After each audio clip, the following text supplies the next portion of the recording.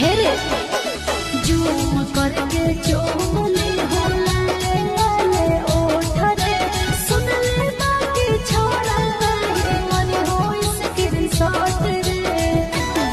मन पागल हाकम हो कितना टाइम लगता बोल मन पागल हाकम हो कितना टाइम लगता बोल अरे हम खोलो रे खुल छोरा तोहर बात होते वीडियो कॉल हम खोलो रे खुल छोरा तोहर बात होते वीडियो कॉल तोहर बात होते वीडियो